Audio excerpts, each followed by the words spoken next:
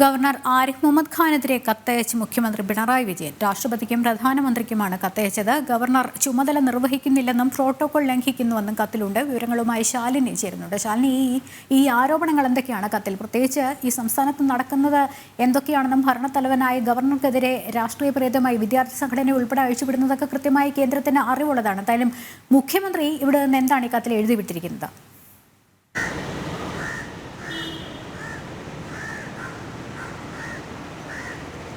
ലക്ഷ്മി, ഒരു അസാധാരണ സംഭവമായി ഈ ഒരു കത്തിനെ കാണേണ്ടിയിരിക്കുന്നു. പ്രത്യേകിച്ച് സംസ്ഥാനത്തിന്റെ ഭരണത്തലവനാണ്. ആ ഭരണത്തലവനെതിരെയാണ് ഇപ്പോൾ ഇത്തരത്തിലൊരു കത്ത് കേന്ദ്രത്തിനും പ്രത്യേകിച്ച് പ്രധാനമന്ത്രിക്കും രാഷ്ട്രപതിക്കും മുഖ്യമന്ത്രി അയച്ചിട്ടുള്ളത് എന്നുള്ളതാണ് ഏറ്റവും പ്രധാനപ്പെട്ട കാര്യം. നിലവിലെ സാഹചര്യം, സംസ്ഥാനത്ത് ഉണ്ടായിട്ടുള്ള സാഹചര്യങ്ങൾ സർവകലാശാലകൾ കേന്ദ്രീകരിച്ചും ഒപ്പം തന്നെ പൊതുനിരത്തിലും ഗവർണർക്കെതിരെ നടക്കുന്ന പ്രതിഷേധങ്ങൾ അടക്കമുള്ള കാര്യങ്ങൾ കേന്ദ്രത്തിന്റെ ശ്രദ്ധയിൽപ്പെട്ടിട്ടുണ്ട്. കേന്ദ്രം കഴിഞ്ഞ ദിവസം അടക്കം ഗവർണർക്ക് നൽകുന്ന സുരക്ഷയിൽ ഉൾപ്പെടെ സംസ്ഥാന സർക്കാർ നടത്തുന്ന വീഴ്ചയിൽ വലിയ രീതിയിലുള്ള വിമർശനവും ചീഫ് സെക്രട്ടറിയുടെ വിശദീകരണവും കത്തുമൊക്കെ അയക്കുന്ന ഒരു സാഹചര്യം ഉണ്ടായിരുന്നു. ഇതിന് തൊട്ട് പിന്നാലെയാണ് ഇതൊക്കെ ആകാം ഒരു പക്ഷേ സംസ്ഥാന സർക്കാരിനെ ചൊടിപ്പിച്ചത് എന്നുള്ളതാണ് ഏറ്റവും പ്രധാനപ്പെട്ട കാര്യം. ഇക്കാര്യത്തിലാണ് ഇപ്പോൾ ഔദ്യോഗികമായി ഒരു പ്രതികാര നടപടി അല്ലെങ്കിൽ ഗവർണർ സർക്കാർ പോലും മറ്റൊരു തലത്തിലേക്ക് കൂടി കടക്കുന്നുണ്ട് എന്ന് വേണം ഈ ഘട്ടത്തിൽ വിലയിരുത്താൻ. അത്തരത്തിലൊരു കത്താണ് ഇപ്പോൾ മുഖ്യമന്ത്രിയുടെ ഭാഗത്ത് നിന്നും പ്രധാനമന്ത്രിക്കും ഒപ്പം തന്നെ രാഷ്ട്രപതിയുടെ അടുത്തേക്കും എത്തിയിട്ടുള്ളത്.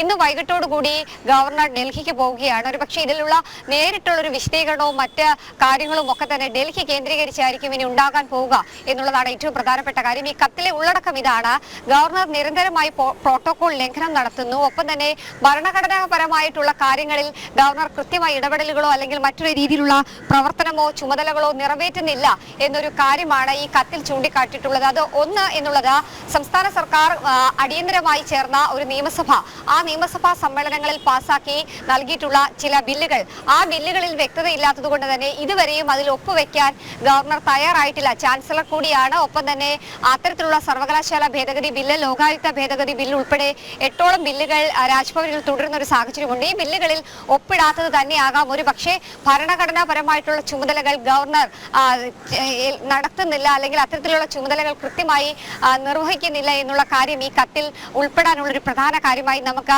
വിശദീകരിക്കപ്പെടേണ്ടി വരുന്നത്. മറ്റൊരു പ്രധാനപ്പെട്ട കാര്യം എന്നുള്ളത് അദ്ദേഹം പ്രോട്ടോകോൾ ലംഘിക്കുന്നു എന്നുള്ളതാണ് ഈ കത്തിൽ ചൂണ്ടിക്കാട്ടുന്നത്. ഒരു പക്ഷേ കഴിഞ്ഞ ദിവസങ്ങളിൽ ഗവർണറെ തെരുവിൽ നേരിടുമെന്ന് ഒപ്പം തന്നെ സർവകലാശാലകളിൽ കാലുകുത്താൻ അനുവദിക്കില്ല എന്നുള്ള വീരവാദമൊക്കെ തന്നെ SFIയുടെ ഭാഗത്തു നിന്നുണ്ടാകുന്നു, DYFIയുടെ ഭാഗത്തു നിന്നുണ്ടാകുന്നു. ഇതിനെതിരെ ഒരു പക്ഷേ കോഴിക്കോട് സന്ദർശനം നടത്തിയ അദ്ദേഹവും ഒപ്പം തന്നെ മിഠായി തെരുവിൽ ഉൾപ്പെടെ അദ്ദേഹം ഇറങ്ങി നടന്ന് ആളുകളുമായി സമ്പർക്കം നടത്തുകയും ആളുകളുമായി നർമ്മ സംഭാഷണങ്ങൾ നടത്തുകയും ഒക്കെ തന്നെ ചെയ്തതാകാം ഒരു പക്ഷേ പ്രോട്ടോകോൾ ലംഘനം എന്ന് കാട്ടിക്കൊണ്ട് ഇത്തരത്തിലൊരു നടപടി ഈ കത്തിൽ ഉന്നയിച്ചിട്ടുള്ളത് എന്നുള്ളതാണ് ഏറ്റവും പ്രധാനപ്പെട്ട കാര്യം. എന്തായാലും ഇതിൽ ഏത് തരത്തിലുള്ള നടപടികളാകും ഇനി ഉണ്ടാകാൻ പോവുക എന്നുള്ളതാണ് രാഷ്ട്രീയ കേരളം ഉറ്റുനോക്കുന്നത്. ഒരു പക്ഷേ ചരിത്രത്തിൽ തന്നെ അപൂർവങ്ങളിൽ അപൂർവമായ ഒരു സംഭവമാണ്. സംസ്ഥാനത്ത് മറ്റ് സംസ്ഥാനങ്ങളിൽ ഉണ്ട് എങ്കിൽ പോലും കേരളത്തിൽ ആദ്യമായിട്ടാണ് ഒരു ഗവർണർക്ക് നേരെ ആ സംസ്ഥാനത്തിന്റെ ഭരണ സംവിധാനം ഇത്തരത്തിലൊരു കത്തുമായി രാഷ്ട്രപതി ഭവനിലേക്കും ഒപ്പം തന്നെ പ്രധാനമന്ത്രിക്ക് മുമ്പിലേക്കും കത്തായി സമീപിക്കുന്നത് എന്നുള്ളതാണ്. എന്തായാലും ഇന്ന് 7 മണിയോടുകൂടിയാണ് അദ്ദേഹം ഡൽഹിക്ക് മടങ്ങുന്നത്. ഈ സമയത്ത് ഒരു പക്ഷേ ഗവർണറുടെ ഭാഗത്തുനിന്ന് ഈ വിഷയത്തിൽ പ്രതികരണം ഉണ്ടാകാനുള്ള സാധ്യതകളുമുണ്ട്. ഒപ്പം തന്നെ നിലവിലെ സംസ്ഥാനത്തെ സാഹചര്യം, രാഷ്ട്രീയ സാഹചര്യം, ഈ അക്രമ സംഭവങ്ങളും കേന്ദ്രത്തെ അറിയിക്കാനുള്ള സാഹചര്യവും ഗവർണർ കാണുന്നുണ്ട്. വിവരങ്ങൾ നൽകിയത്.